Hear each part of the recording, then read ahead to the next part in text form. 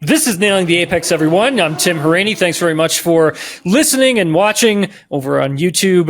We're down here in Mexico. This is the Mexico Grand Prix tune-up to the big race on the weekend. And today was media day, so taping this on a Thursday.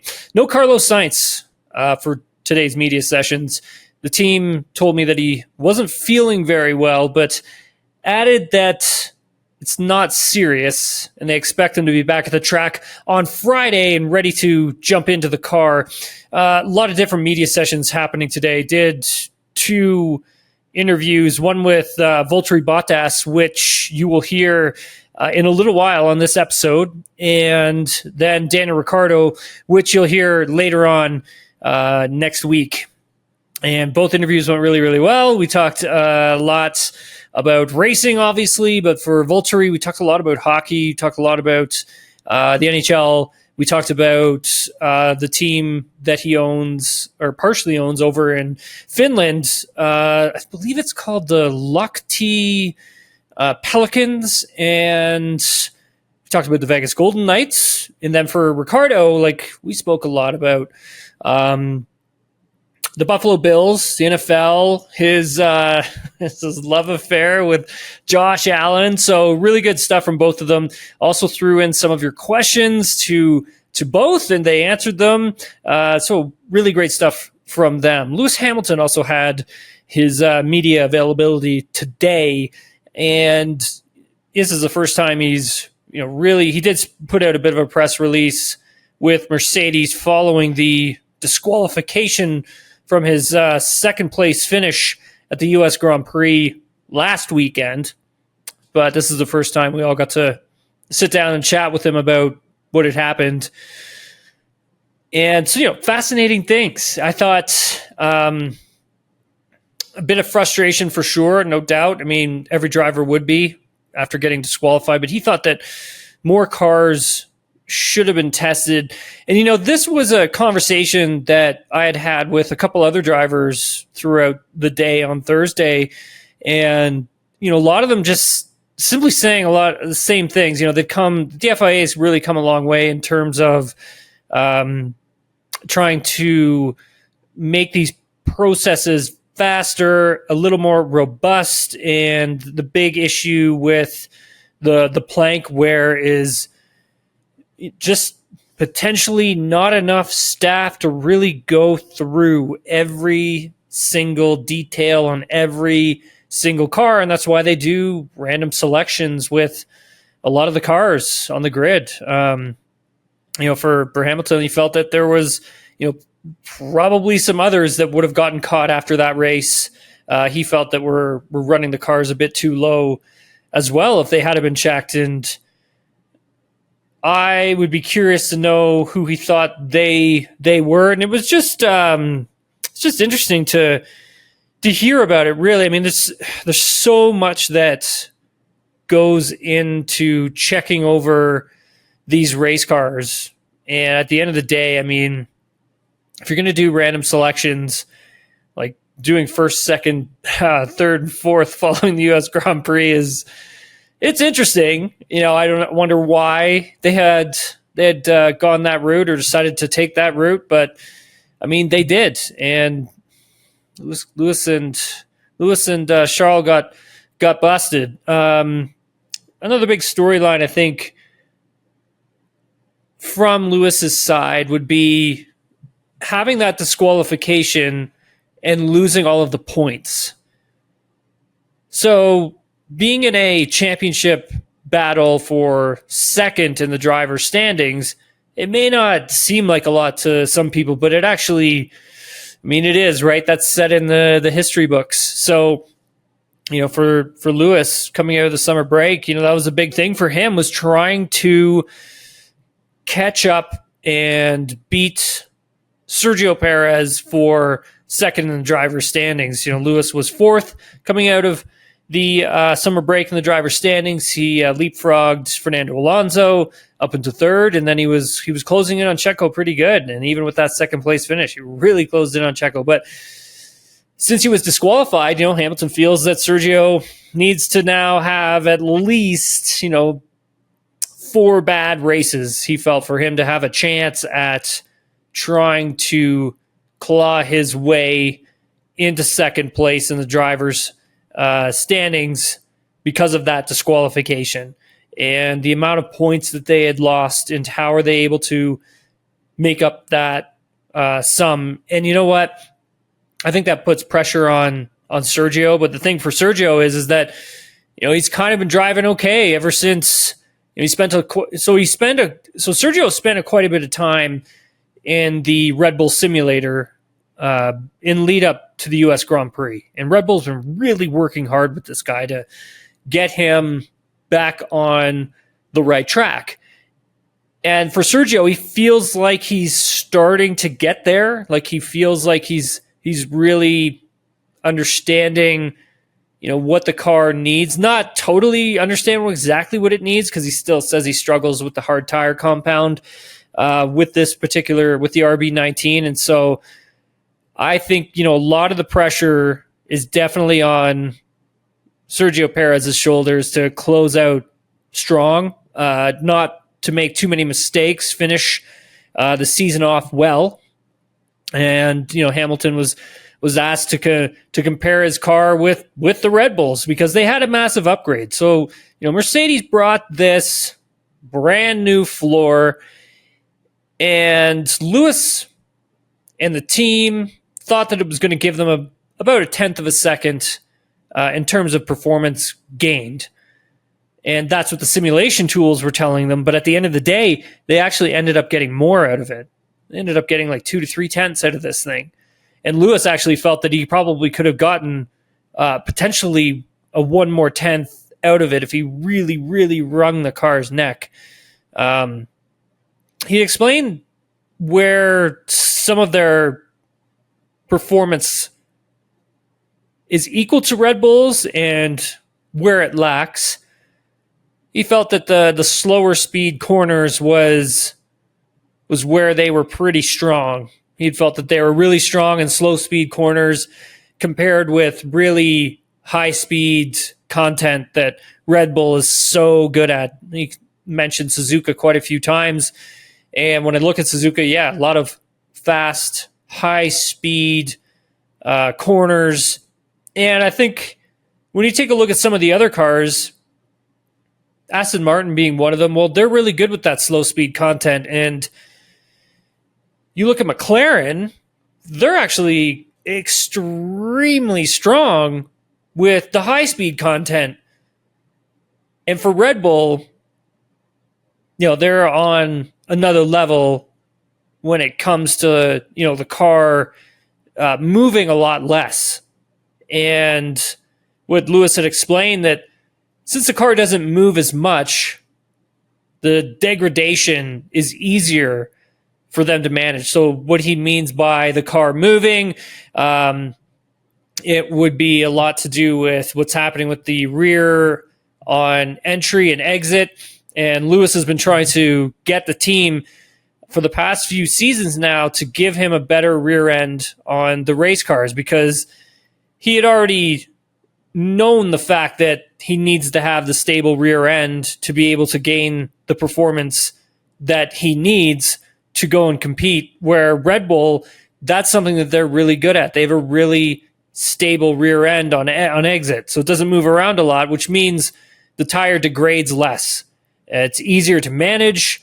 It's easier to keep the temperatures of the rear tires lower because it's not squirming when it comes out of corners and under acceleration.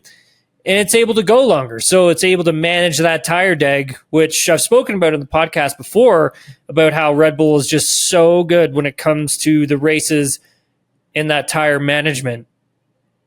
And then he carried on to explain just how stable, like, the platform that they have is. Like, it's a very stable platform that the Red Bull has built when it comes to the pitch, the yaw, weight transfer between the car. And it's all done so nicely with this Red Bull package that's something these teams are trying to learn and understand and emulate for for next season. And it's interesting when you look at the likes of McLaren. So we spoke with Lando Norris today as well. He essentially said, about the disqualification that had happened with the Mercedes and Ferrari, and he said the chances of both cars being illegal was high. He said, quote, "If one car is illegal, then there's a high chance the other car is." And he's probably got a point. I mean, if you look at what Mercedes had to do to get the car, to get the upgrade working again, to understand where you put the ride height with this thing, didn't leave themselves enough of a gap, enough of a buffer to allow for a little bit less plank wear, which means that the actual car probably wouldn't have achieved, top line performance. But then again, you got to look at the other cars too. I mean, they're not achieving it either. It's the same for everybody, right? All these teams are having to deal with the exact same thing, and you have to leave that buffer in there. But with the McLaren, like I'd mentioned earlier, interesting, like that they are really fast in that high speed content. Where it comes to the low speed stuff, Lando was just saying that like they really struggle in low speed corners and low to medium speed corners. He said once you get to the high speed stuff, that's where their car really comes to life. So he felt that for Mexico, they're probably going to struggle. And he didn't mean like they're going to be dead last, but he didn't think that they were going to have the performances like finishing on the podium this weekend that they are hoping for. He felt that, for Aston Martin, this track would be something that they are going to be strong at. A lot of low-speed corners here. The Aston Martin is, when it's in a good driving window, it's usually really good on exit, and it's good with the braking as well. And yeah, just a lot of interesting stuff coming from Lando's side as well. As for Mexico, I mean, interesting place. I've been here a long time ago. It is a long time ago, been here, but like it's been, I want to say 20 years probably since I was last here. So a lot's changed for sure. Track still looks great. Tons of improvement to it as well. Same goes with the paddock, the interior, the media center that they kind of built up there is really nice as well. We've been working out of, and yeah, there is a lot going on in the paddock. They have a lot of stuff going on in here. It's actually one of the things that the FIA have and F1 have pulled back on, is allowing more people in the paddock for this weekend because of security issues last year. Last year, they overfilled the paddock. There's way too many people in here. And I guess drivers really struggled to get to their garages so they could do their jobs. People were stopping them every 2 steps to take pictures, sign autographs. I guess it was really packed here, but for this year, not so much. They're going to be cutting back on a lot of people who are going to be allowed in the paddock for this weekend. But there's so much going on. It's really cool. Like, you can go and get like homemade ice cream. They have like homemade tacos and stuff, like really good food too. I haven't tried the ice cream yet. Trying to watch what I eat when I get on the road. I really try to lose weight here. So it's been a struggle to like look at the ice cream and know that I can't go over and have a taste. They had a barbecue. F1 had a barbecue for us, tonight or Thursday night. I'm trying to remember what all we had. There was like beef brisket. No, it wasn't beef brisket. What was it? It was like flank steak. And it was delicious. I'm going to post it on my Instagram if you want to see the stories from the barbecue party from this evening in the paddock that F1 put on for us. But they had these burgers. They had these mini sliders. Oh my God. Honestly, best burger I've ever had. I know, right? Best burger I have ever had. And, I've been to some good burger joints. Like, I don't always, like, a burger is a treat for me. It's not something that I eat regularly, but when I do, I make sure that I'm going to get a good one, and I'm going to get it from a good place. And I was just like, they got a slider here. Let's give it a shot. Best burger I've ever eaten. It had like maple bacon on it with this crazy good like mayo that they had mixed in with these caramelized onions, like, and cheese. Oh my God, it was delicious. I had to go back for a second one. So 2 of those mini burgers. Oh, They were good. And I'm trying to think what else they had there. Anyways, sorry to bother you with food. Ton of food. It was delicious. The food here is incredible. People here are super friendly as well. And really excited for this weekend. But yes, let's get to Valtteri Bottas because he came onto the show. He answered your questions. We talked a lot about a lot of different things. So hopefully you enjoy this one, and we'll catch you on the flip side. Valtteri, thanks so much for doing this. Really appreciate it. I guess you flew straight from Austin to get here to Mexico. Did you leave on like the Monday or the Tuesday? Yeah, I left actually Monday, like midday already. I tend to come here early.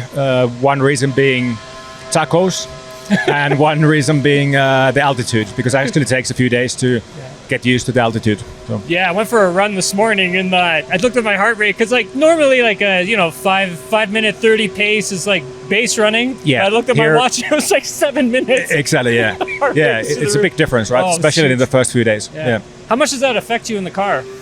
You feel that you are breathing a bit more than normal, but the track is not the most physical track actually because of it's quite a low grip, so that kind of helps a bit. And how happy have you been with the season so far? I mean, obviously since the team brought some upgrades, it's been pretty competitive by the looks of things. On average, if I say it's been not up to our expectations and my expectations, we're definitely hoping for a better season overall, but we've had some good races, and recently in places like Qatar we seem quite competitive, and I'm actually hoping quite a lot from this Grand Prix, so hopefully still some more points to get. Yeah. I guess when things aren't going well, like how do you deal with the frustration of it? Like, is it something for you where it's over quite quickly and you can get over it, or do you have outlets that allow you to deal with frustration? I try to think ahead. I try to think further ahead, and now the motivation is to try and get up there, try and get consistently into top 10 in the future, and closer to top 3. So that's my motivation. So I just need to keep reminding myself that nothing happens overnight. There's always ups and downs in this sport, and all my job is still to try and drive the car as fast as I can and give the best feedback I can. Do you ever look around and kind of pinch yourself? You know, like you made it into Formula One. You know, like this is the pinnacle of motorsport, and you're able to get here and stick around. Like, of course, sometimes, yeah, of course, it's a strange little bubble that we live in here. I think you understand what I mean, and sometimes you need to take a step back and think, okay, it's actually pretty cool. We actually have a race car warming up behind us, so apologies for the noise. But we have a question from at Jordan Young. Who has had the biggest impact on your career? Biggest impact on my career is definitely my parents. Like they really made it possible for me to try and pursue my dream. They gave everything in terms of time and financially what they could. So they really were fully committed. So, and I know cycling is a passion of yours. Is it something you've always loved, like, or is it just something that's in the last few years you've recently grown to love it? It's been always part of my training. I would say on average. Back in the day, I would ride once or twice a year just for training cardio. But then when I met Tiffany, my current girlfriend, she's a professional, and then I really got into it, and I'm really properly addicted now, and I even have my cycling goals as well. From at McInfreny, sorry if I butchered your name. As you were an avid biker, when you aren't on the racetrack, what has been your most challenging ride? My most challenging ride, I would say it was actually this year. I did this race in Steamboat Springs in Colorado. It was 160 kilometers, so 100 miles on gravel, in altitude in 30 degrees Celsius. And the last hour I was cramping so much. Like I found muscles that I didn't know can cramp, and it was more like survival in the end. So. Have you ever done Mount Lemmon? I haven't, no. Okay, so no. So they have a time trial there. Okay. So I did the time trial up to Mount Lemmon, but the thing is like once you get to the top of Mount Lemmon, then they have the ski hills, and you got to take a separate road to get to that. But the elevation changes, so it's a gradual elevation. But like once you get to the ski hills, it goes from like this to like nice, like this. Gotta try it. I was just gonna say that's definitely a ride you're gonna have to try. Duffman. Yep. So where did the idea come from? So actually in the same event that I just described, they did this fun hill climb race on the night before, and yeah, there was a competition for the best costume, and the winner of the best costume would get his or her weight in beer. So that was the motivation for me. So I started thinking about what's the best costume. Obviously we're in the USA, so it needs to be something relevant. I love Simpsons, and then I thought Duffman. So I found this really cool Duffman costume, found some Duff beer, and had the beer belt and everything, and did the hill climb, and I won the costume competition. So that was cool. How much were you sweating? A lot. Yeah, a lot. It was warm. Did you have to take were you drinking like electrolyte drink and stuff, like mixture with you when you were going? Or I had some electrolytes before because I knew it's going to be hot, but then actually I did enjoy one beer on the way up. That helped me actually. So, yeah. I couldn't do that, man. I'd be sick. From at Caveman Milo, top 5 tips for getting better at cycling. Top 5 tips. For me, number 1, consistency. It is a unique sport in terms of you just need to do lots of it. And consistency is the key. And also one is definitely that it's quite easy to go too hard, because in the end, if you want to train your cardiovascular system, I think I would say 80% of your training needs to be low heart rate. You can't always push yourself, and otherwise you struggle with recovery and stuff. So try to take it easy sometimes. Then recovery is also good, good nutrition, good sleep, gym work to strengthen your core as well. Not only the legs, of course legs are important, but also other parts of the body. And then I would say the last one is try to go to places that you normally don't go. I think bicycle is a great way to see new places, and it's quite easy to stuck to the same routes, but sometimes get out of your comfort zone and explore. I see you sometimes biking around the track. I mean, do you do that every single race weekend? Pretty much. I think actually these 2 races here in Brazil are the only places that I don't have my bike normally. Okay. Just because the riding is quite compromised in the big cities. So yeah, usually I ride most of the tracks, and instead of doing a track walk, I do my track ride. So I think folks may not know just how good you are at cycling, but you actually beat Alistair Brownlee. That is right. I think he might have had a small puncture or something, but really? still. Yeah, but still, you still beat him. It's Alistair Brownlee. He's an Olympic gold medalist triathlete. Yeah, true. Yeah, I'm getting all right. Yeah. Did you know you would beat him at the end of the race, or was it something you found out later? I did check the results after, and I saw that, and I was like, okay, that's pretty cool. That's awesome. Yeah. So you're a big ice hockey fan. So I believe you're part owner of Lahti Pelicans? The Pelicans, yeah, correct. They play in the Finnish league. Okay, so why them, and then why the ownership? It is my hometown, and actually as a kid I used to play 10 years for their junior team. So I was always in the summer driving go-karts, and winter I had to do something. So I played ice hockey, and it was big passion for me. And during COVID times I got the opportunity to get involved with the team, and they needed some help as well, as there was restrictions on how many people they could come and watch the games, and the sport was really struggling. So I thought it was the right time to jump in, as I own 10% of the team now, and it's been really, really cool to see that side of ice hockey. So we have a lot of hockey fans who listen to the podcast. From Andy Reiner Bass, do you have a favorite NHL team and a current player? As I'm doing this interview with a Canadian, should I say Montreal? It's been always actually. No, honestly, no. Whoever. Okay. Montreal, definitely. Been always up there. Big reason is Saku Koivu. I've always been a big fan of that. But recently, I like winners. So actually, Las Vegas is a pretty cool team, and it's a great story as well, because such a young team that can achieve something so quickly. And I'm actually trying to do something with them in Vegas. That's awesome. Yeah. Let me know. Yep. Keep me posted on that. Will do. From Lauren in the 6, the FIA makes the decision to build a new track in a country that doesn't already have a race/track. What city or country are you picking, and what style of track? Obviously, it would be Finland as a country, and the city would be Lahti, which is my hometown. It's actually really pretty place with lots of lakes and forest, and there's lots of space, so that should be possible. And was there some other questions? So they would want to know what type of a track, like what style, like street circuits, turn heavy, lots of straights, high-speed corners. It would be a combination of Suzuka and Spa, something like that. So bit of elevation, really fast flowing, but also made that it is good for overtaking. Did you ever think about trying to talk to F1 about getting a race in Finland one day? I've told them already, but it's not so easy. Right, so one of those things, they got to build a track, make sure it's legal and safe. Exactly. It takes a lot of money. A lot of money. Yeah. So a few more questions for you, Valtteri. From at Baltimore Berserker, do you have any interest in racing any other series? And if so, which ones and why? You ever thought about like 24 Hours of Le Mans one day, or?